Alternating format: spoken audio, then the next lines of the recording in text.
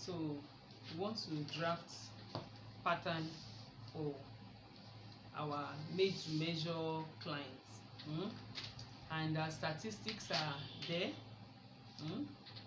So first of all, before you measure your client's pattern, or before you start drafting pattern rather, you will mark 1 inch from the edge of your pattern paper. 1 inch.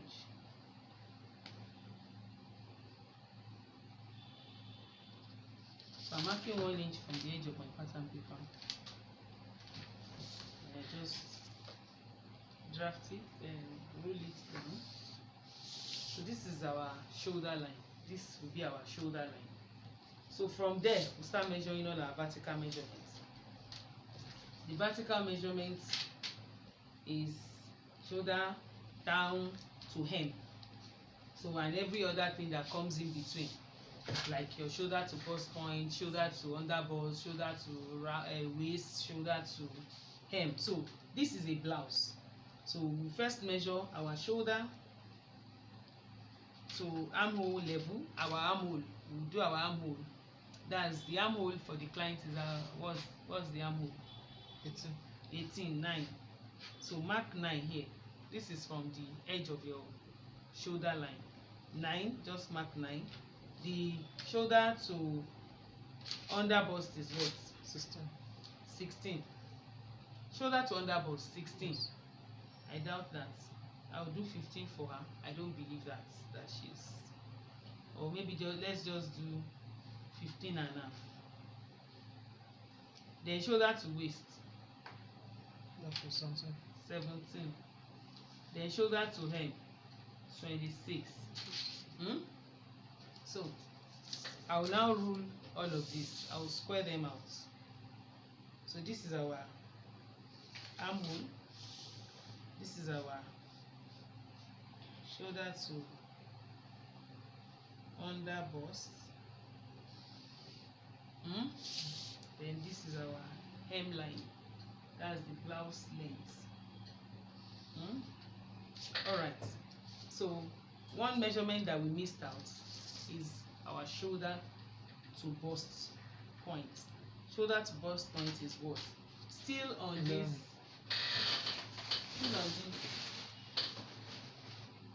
Sorry, can I get paper tape? Still on this shoulder to bust point is what? 11. So you mark 11. So this one is not going to be a line that will extend. We'll just mark it 11. So this is our bust level. Bust level. Our waist. And this is the hem. That's the bottom of our pattern. Alright. Now that we have gotten all our vertical lines, we go to impute our horizontal lines. So for the neck measurement, standard is 3 by 3. 3 inches by 3 inches. 3 inches by 3 inches. That's 3 depth and 3 width. However, if you measure the neckline, you can divide it by 5. You do neckline divided by 5 to get the width. The depth 3 inches will always do fine. Alright. So to get the dart apportionment for this our client, we'll minus our under bust, round under bust from our round bust. So what is a round bust? Round bust 45. 45. Yes. Round bust is 45, and round under bust 37 minus 37. So that is 8. So that means we will now divide that 8 by 4. We get 2. So you know that we have 2 shoulders controlling the bust. Yes. One comes from the shoulder line, or it can also come from the bust line. Then one will come from the waistline, and look at the bust. Everything must look at this our point, this bust point. Everything must look at this bust point. All the darts must be looking at the nipple. So that's the thing. Sorry, I missed out this. This one is our waist. This is our under bust. All right. So now we already know that we'll add 2 inches to our shoulder. So what is the shoulder? 16. 16. Yes. 16 divided by 2. 8. 8 plus 2. 10. 10. So on this our shoulder line we measure 10. Then for the slope, for the shoulder slant or shoulder slope, we'll do 1.5 for her. 1.5 for her. So now all I'll do is just connect this new shoulder tip to this our dummy neckline. This neckline is called dummy neckline because that's not our real neckline. We can from here do any other neckline we want, like V-neck, cow neck, like boat neck, or whatever neckline we want, off shoulder, whatever. But this is just a template for us to work with. All right. So now that we have gotten that, we'll go and measure where our dart will start from. So from this our edge of our pattern center front line, please don't forget this is our center front, and this pattern is being drafted on fold. All right, it's being drafted on fold. So from this point we'll measure 5 inches just to, on the shoulder line, just to know where we'll put our dart. We'll start our dart. So now I'm dropping that 5 inches on this our new shoulder. So I'll just put the 2 inches dart allowance there. You can see 2 inches dart allowance. Then I'll come on this our bust, shoulder to bust point, measure our bust to bust or bust span or nipple to nipple as the case may be, and that is 9. So divided by 2, we do 4.5. Just put it that one here. But we don't want the dart to stop on our nipple so as to so that there won't be a bulge on the nipple point. So we go up by 1 inch on that our 4.5. Then we go down also by the same inch, 1 inch. So this is our true bust point. This is our new bust point now, where our dart will rest on. So now from there I can now bring down this dart. I bring out this dart down. All right. So on the bust, on the waistline, I will do the same 4.5. Then we have 2 inches of that. I will do 1 inch on this side and 1 inch on this side. Then I'll connect it again to this our new. Then for the length of that for the skirt, you see, one of the beautiful things about pattern drafting is that everything is so connected. The down part from the waistline is skirt, but is a short one.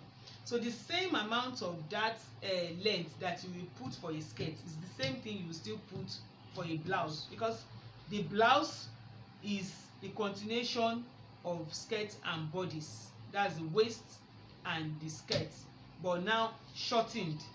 You know, I don't know if you get it now. So the length of our dart here for this bust line is 5 inches. So I'm just going to mark 5 inches down. You can see, just for me to know that it's straight, I will measure the 4.5, so it's straight. So I will connect the leg of this dart to the point that I just got now, this leg to this point. So this pattern that we are drafting can also be used for a dress. Just elongate the hem and you get your dress to the whatever length you want. Straight dress, they call it sheath dress. Yeah, can be used for dress, can be used for blouse. It's just you knowing what you want. So now I want to input all the circular measurement. So the circular measurement that we have is first number our round bust. Round bust is 45 divided by 4. 45 divided by 4, we have 11.25 plus 1/4 of ease, that's 11.5. 1/4 of ease. Ease is the room to wriggle, so that it will not be skin tight, just room to wriggle. Then the round waist, what is the round waist? Sorry, I forgot to measure this little dart allowance here. You see, this our bust line runs through a dart, so we need to add that to it. So this is also 1/4, so I will have 11 1/4, 11 3/4, sorry. So now what's our waist? 38. 38. Yes. Our waist is 38, that's 9.5, and our dart is 2, so that is what 11.5. 11.5.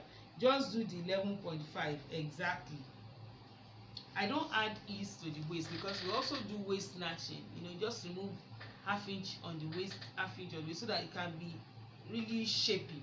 So that's why I'm not going to add any ease to the waist. Then for the high hip, which is going to be our hem, so that is what? 4.5. 40. 4.5. High hip, no, it's not. I'm talking about high hip, round where the blouse is going to rest on. High hip is 46. 46 divided by 4. 46 divided by 4, that's 11.5. So we have our 11.5, and we'll put it here. The reason why we measure high hip is so as to take care of the tummy. You can't sew blouse and just from waist take it down like that. It won't fit. So you have to measure where the blouse is going to rest on, so that you can have a very fitted and lovely garment. So what I'm going to do now, I'm going to connect all our lines, connecting all the lines. Sometimes you may draft somebody's pattern and it looks like this is not nice, so it's not looking like shape. Don't worry, by the time you take in that apportionment, then you would have given it shape there, because we have already shaped it. So now, in order to take care of the excess that comes around the chest area, we are going to do what we call a cross chest. And to get where to measure our cross chest from, you will do, this applies to both male and female wears, it's not only for male. So 7.5 here divided by 2. 7.5 divided by 2.